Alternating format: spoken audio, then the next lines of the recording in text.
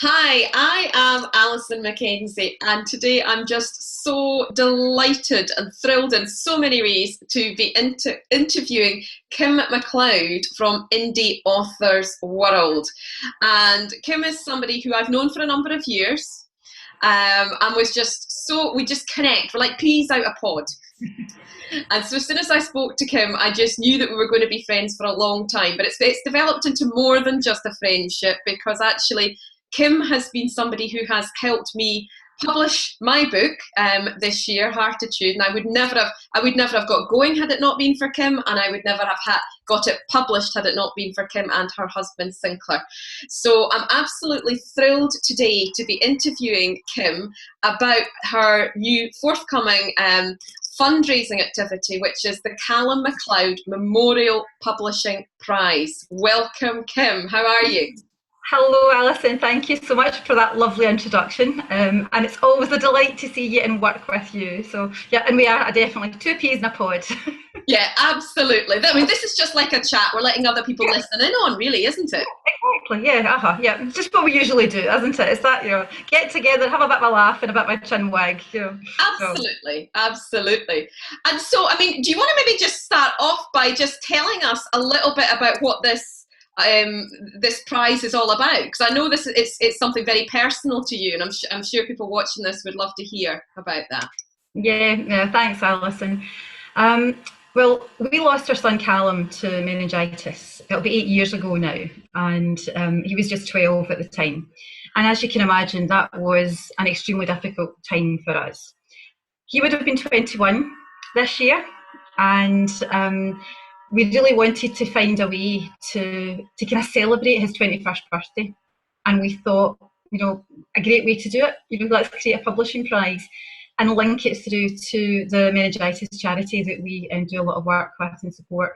And really kind of give it, get people kind of interested in publishing and help us to kind of raise some funds for the charity at the same time. Wow. I mean, and it's incredible that, having been through what must just be one of the worst experiences ever that we can go through as human beings, to have come out, several years down the line, to be coming out with something like this is just incredible. And I mean, how on earth did you get from where you were? Can you tell us a little bit more about that story as to what happened? Yeah. I think, obviously Callum, very suddenly, I mean, meningitis, for anybody who doesn't know, please go and check out the signs and symptoms of meningitis, because, it hits very quickly and it strikes so fast. And Callum literally, was just gone within hours. And it was, as you say, Alison, a completely bleak time for us as a family. You don't expect these sorts of things, coming along. What it did for us, though, I think we'd always been quite a happy family, and Callum was the life and soul of the party. He was just full of enthusiasm. Just a really fun kid to have around, and he was very social as well. Had lots of friends, and so. What happened early days was that we had everybody kind of gather around us to support us, which was fantastic.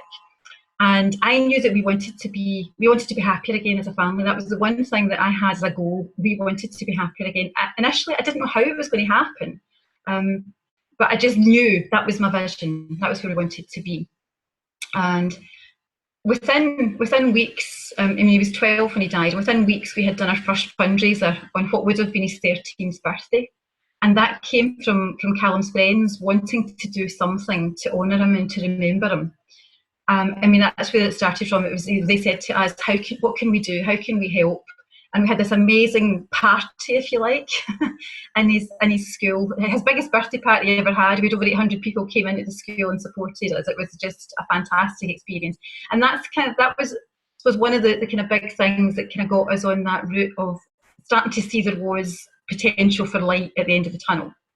I mean, it wasn't easy. I mean, I'm not going to pretend here that because I happen to know a lot of stuff around positive psychology and NLP and different ways to change your mindset. But even though I knew that, it didn't mean you could suddenly just switch everything off and everything was okay. It wasn't like that. So we did gradually kind of begin to kind of pull ourselves out of the kind of black days that I talked about. And one of the interesting things that came from this was, about a year after Calum died, my husband Sinclair had said that he suddenly recognised that life really was too short not to do what he always wanted to do. And at that time, he'd left his IT job, actually, that he was IT manager. He'd left that because he was totally stressed out and hated it. But he was actually working on a website business that we'd just kind of started. And he realised as well it wasn't his passion. And what he loved to do was to write.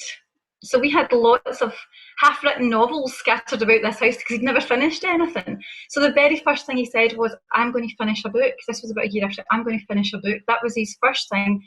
And I thought, right, okay. And he started writing. And I'll hear that. Here's the very book that started it. This is The Reluctant Detective. So he started writing that book. And he did finish it. And it was, and the minute I started to read the first chapter of it, I was like, I want to know more. You have to finish this book. And because it was for Calum, that's what Sinclair had in his head. He was writing this for Calum. That really got it finished. And then we tried the publishing route. We tried the usual publishing way to kind of go around with agents and publishers. Didn't get anywhere. And Sinclair said, do you know what? I'm going to self-publish this. And that was really because of the determination that this was for our son. And that, I think, had it not been initially, you're talking, it's actually 5 years ago now since that book was published. And he was just as Adrian, that's it. He knew technology. Technology didn't, scare him at all. So it was like, right, okay, let's figure out how to get this out as an ebook. Let's figure out how we can do it in print. And that was it. That was where it started, which, and we've come a long way since then. What an absolutely beautiful way to honour Calum's life. Yeah. And to keep him alive in different ways. Just beautiful. Yeah. Beautiful. And there's so many times when you've been speaking there, I've just had goosebumps in my body and things, but no, just amazing. And I know that from there, between the two of you, you've published quite a number of your own books. Yep. But then you've ended up with this surprise business that seems to have taken off. So do you want to tell us more about that? Yeah, the whole accidental business, as we call it now, which is Indie Authors World. And what happened was, after Sinclair's first book, he's now written 8. He's literally just published his 8th book.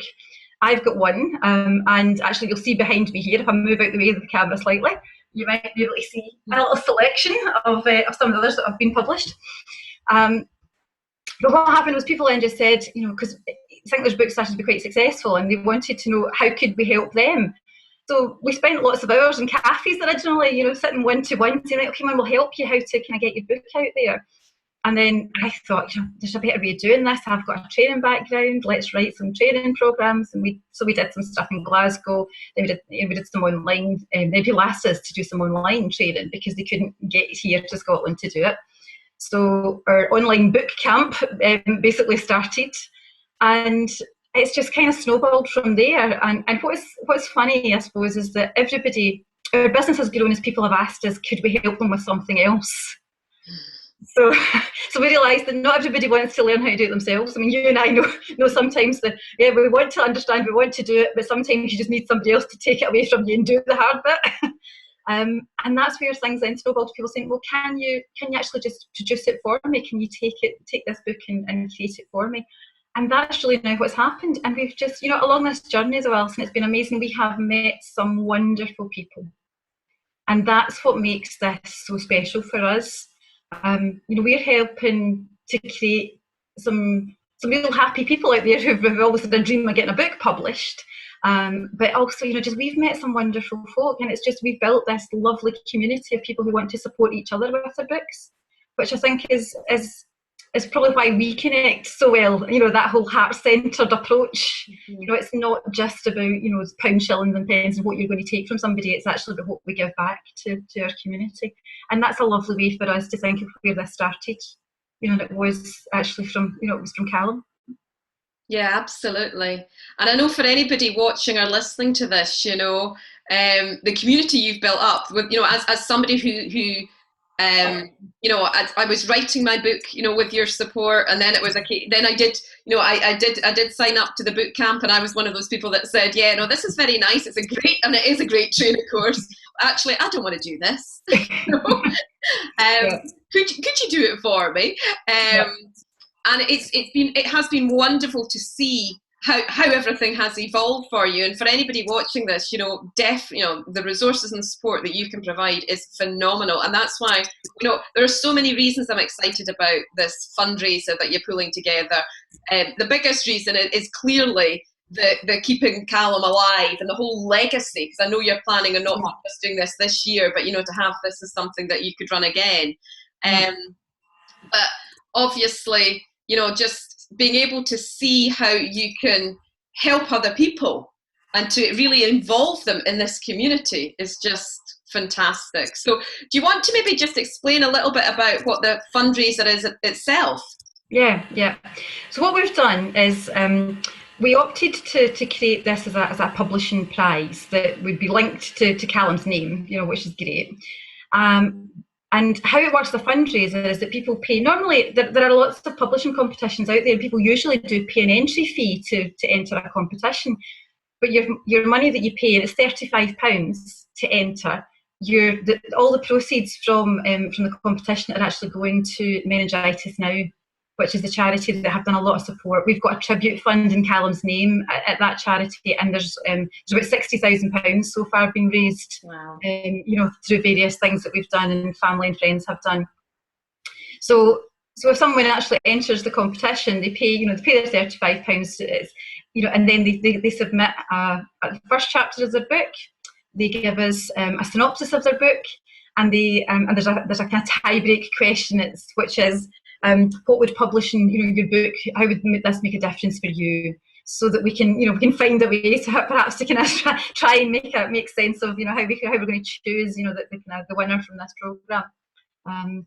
So it's a great opportunity for us really to help somebody get published, and also to raise awareness about meningitis, and raise the profile of the charity, and actually earn them some money that they can put to some good use. Which is such a lovely thing to do, and especially because the business has evolved, in memory of Calum there, and then now it's a circle, isn't it? Where it's just a complete circle and continual flow of energy and giving, which is just beautiful. Yeah. And it's lovely to see how you have linked that to your business, because I know you've done lots of other different types of activities. And how do you find things when it's linked to your business in this way? How do you feel about actually helping other authors, and having a fundraiser around that? Yeah, I think there was kind of two things that it did for us. One was absolutely connect Calum, because Indie Authors World wouldn't exist. I mean, the strange thing, it wouldn't exist, I don't think, if Calum hadn't died. I mean, I don't think Sinclair would ever really finish that book. I think it was a pivotal point. I think we would still have had lots of half-written novels scattered around the house. And for anybody who's out there writing, please, whatever you do, whether you apply for this competition or not, just if you've got a desire to write a book, finish it. Just go and do it, because it's you can find a reason for you to kind of get it published. So being able to connect with Calum through the business is great with this, but also finding time, because for anybody else who's out there who is running a business, and I've actually got two, so I've got to learn kind of hat that way as well. It's difficult, I think, to fit in the other fundraising activities that we were doing and different things, and also people get used to the same things. Just coming to whether it's a dance or a disco, or you're doing a raffle, or or we're doing some different sponsorship type events. So it's really nice to be able to link the fundraising inside your business, so it just runs seamlessly then, and it feels really really smooth from that point of view. And it's helping, so as well as raising the profile of the charity, we're helping people to look at potentially getting their book published. Yeah, and you have helped a lot of people. How many people have you published so far? We're heading up towards 40. Wow. Yeah, we've got a big board with lots of names on it at the moment, so we've got lots of books on the go just now. So yeah, it's been a busy old time here, and then the wonderful thing is that, I mean, our business, if you like, comes from recommendations from our authors. They go out and they talk into people about their books, and that that's how, you know, people generally have got to find out about us and come back to us. You know, it's been that community, if you like. You know, they value the support that we've given them. So it's great to be able to kind of help profile, you know, somebody else's book, and the potential of being able to profile, you know, our winner's book, you know, as well, for, you know, and within our community, and share that. So yeah, it's great fun. Wow. And so lovely to hear that when you have this accidental business that has come from, you know, a tragedy and terrible personal loss, that actually the flow through in the way your business is evolving and growing now it feels like it's more flowing, probably because you are coming from your heart and your desire to help people. Yeah. So would you like to share exactly what is included within this prize then? So you talk about it being a publishing prize. So what are people entering a competition to get? What they'll get is basically our top package. It's worth about £2,000. Which means that we'll take your raw manuscript, and we've got an editor who's going to work with you to get your book edited. One of the things that we say for anybody who works with us is editing is really crucial, because it turns your book from maybe a good book into a great book, you know, and we're hopeless at editing our own stuff, you know, it's just, we can't do it. So we've got a full editing package. We'll also turn your book into an ebook for you. So we'll design your cover, we'll do all the formatting to create your ebook, and we'll get it into print for you. So you'll have a full print version of it. We use the same processes that we do for all our other authors. So it'll be a kind of print on demand, which means it's actually out then on sale straight. You know, the minute your book's ready and done, it will be out there on sale. It'll be up on Amazon. It's available in the retail market. But the beauty of this is the same way as we've done for all the rest of our authors. Any money that you then make from your book, you keep. We never take a penny in royalties. So we work a wee bit differently from, we're not a traditional publisher, we're helping you still to self-publish and be in control of your book. And it will be the same way for our competition winner. You know, so it will still be your book. We'll work with you to design your cover that you really like. We'll make sure that the interior layout of your book is what you want. And it really suits the market, but we're going to give you lots and lots of guidance and help and support, you know, throughout that process to create a really professional book for you at the end of the day. Fantastic. And for anybody that's watching this that doesn't know you, I can absolutely vouch that, you know, in terms of quality, you know, I love my book and what you did with it. The quality of it is as good as published books out there. It's fantastic in that respect. And also, I think you do pick up on the things that swayed me to self-publish were things like you're in control of what goes on your cover, you're in control of what goes on in the inside, you're in control of the timing of the publication. You're in control of so many things, plus you get to take the money instead of the publishing house. I think it's fantastic, you know. So anybody watching or listening to this who wasn't sure about the self-publishing versus the published route, this is definitely a brilliant opportunity. Absolutely fantastic. And Kim, what do you think Calum would say about this? I think he'd love it. I think he'd be really excited about it. You might actually notice he's kind of sitting on my shoulder here. He loved books. I mean, one of the things that was really kind of fundamental, you know, when the kids are growing up, so Calum and his sister Kirsten, they both loved books, they loved stories. And he read lots of different things. And I think he would be really excited about this for two reasons. One, that, you know, he's got a link to kind of inspire maybe other people to go out now and maybe even think about writing, you know, if they maybe haven't really thought about it, and help somebody to get published. And I think he'd be really quite excited about that. I think it would be nice for him to know that his name and, you know, is going to live on, and that legacy will continue. Yeah. Brilliant. Oh, amazing. And I'm sure he is there saying all those things and much more. Oh yeah. He'd be shouting at me, right, okay, Mum, right, shut up, let me in. You know, it's like yeah, probably had a much greater influence on what's happening than you actually realise. Oh dear. So how can people enter? If they come over to our website, which is indieauthorsworld.com, from the front page of that, they'll see there's a wee link on there that tells you about entering the publishing prize. So it is enter online, and it'll take you right through to giving you all the details, the rules, the closing date, you know, everything you need to know is all on our website. It does close, entries do close on the 8th of November. So it's Sunday the 8th of November at midnight. And one of the key things we're looking for is that you would have your book finished for us to publish by February 2016. So if you're just starting to write now, you're going to have to write very, very quickly.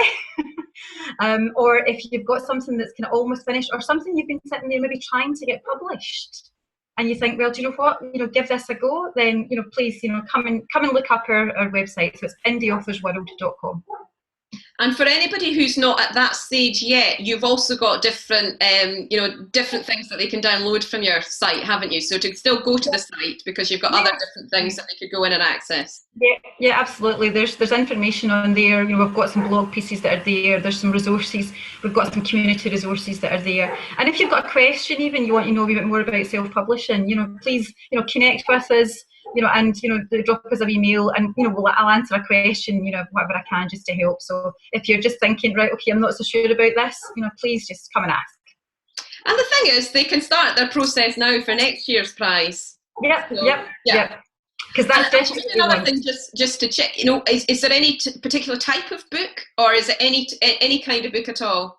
Any genre. That's the interesting thing, that we've come across, that he's so many different sorts of books.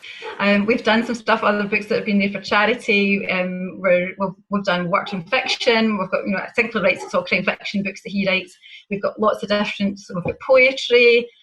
So basically anything, whether it's fiction or non-fiction, there's no age limit either. So if we've got a young writer who's looking at this and wanting to apply, then please, give us a go. So. Fantastic. That sounds really, really good. And when will, actually, before I go into maybe another question, because I'm thinking if this is going out to different people, is there any restriction in terms of where they're located? Can people from around the world apply for this? Yep, they can indeed, because the beauty of the power of technology nowadays, we can work with anybody around the world. I use Skype quite a lot to kind of have a face-to-face chat with people so they know what's going on. So you can apply from anywhere. What we'll be looking at the print and demand kind of printing kind of processes. The print and demand printers we use are have got worldwide distribution. They've got main centres in Australia, in the US, in Canada, and they've got printing partners in Europe as well. So wherever you are, basically, you can have a go. Brilliant. And when will people find out whether or not they've won? Well, we're going to have a very special event. So if you are within the UK, or you want to jet in even, we will be telling people that they're on the shortly, towards the end of November. But we've got a special event that we're doing on the 10th of December. Calum's 21st birthday would have been the 8th. And so on the 10th, it's a Thursday, we are having what's called a Wonderful Life Ball, where we are going to celebrate Calum's 21st birthday. We're hopefully having some of his friends, and family around, just to really enjoy each other's company. And there'll be some entertainment. There's going to be food, and we want to present the prize that night at the ball. So if you're able to come along, you'll get an invite to come along and be part of that event. And if not, we might be doing some sort of Oscars style ceremony, with a live link to somewhere, wherever you might be in the world, to say, here you are, here's your prize. But people will know towards the end of November then if they've been in the shortly, and then we'll make the final decision actually on that night. So fantastic. So people can enter the competition now. They'll find out in the beginning of December whether or not they won. And within a few months after that, they could have that published book in their hands. And that that you hear this all the time, but that day you do that for the first time is one of the most bizarre and weirdest days. So if you're watching this, and as Kim says, if you've been thinking about writing a book, if you've written something, you've not had it published, or you don't know what to do, or you want help, enter this competition, because believe you me, that is one of the best days that I will remember for the rest of my life, is when you first get that book in your hands. And Kim and Sinclair really are just two of my favourite people in the world. I know you'll have been able to hear all the love and heart that just oozes out of every cell of Kim's body, and I know she will do everything she can to support you. So please enter the competition, share this video around as many people as you can, and let's see what we can all do to really celebrate Calum's life and keep his name alive. So Kim, is there anything you want to just finish up with before we finish up? I just want to say thank you so much, Alison, thank you for this opportunity. Thank you for the interview. It's been a great delight to do this. And just I think for anybody out there who wants to write, just go and do it. That's the thing. Life can be short. It can be wonderful. It can be sweet, but don't put off things for tomorrow. It's one of those things where give things a go and have a just to put your all into it. So I hope we've maybe inspired you to kind of go off and just even start writing, and then you can apply for next year's prize, because we're going to be coming back again. But yeah, thank you so much, Alison. Please check out indieauthorsworld.com for the details of the publishing prize, and we'll be delighted if you would see your entry in, and if you would share it out. That'd be fantastic. So thank you so much. Brilliant. Thank you, Kim. And I guess if anybody isn't ready yet, what they can do is obviously sign up to one of the things you've got on your site, and you'll be able to let them know about next year's. Yeah. We will, yes. We promised we wouldn't bombard you with emails, because one of the things we keep saying to all our membership, saying, where's your newsletter coming? So we do now and again get newsletters out to people, and let them know what's happening. So, and there will be one coming very soon. So yes, please do. If you want to kind of sign up our mailing list as well, we can keep in touch with you with all the things that are going on. Well, thank you very much, Kim. Thank you for being the wonderful person that you are, and I can't wait to hear all about the entries, and especially the winner, be celebrating with you. Okay, thanks so much. Thank you. Bye-bye.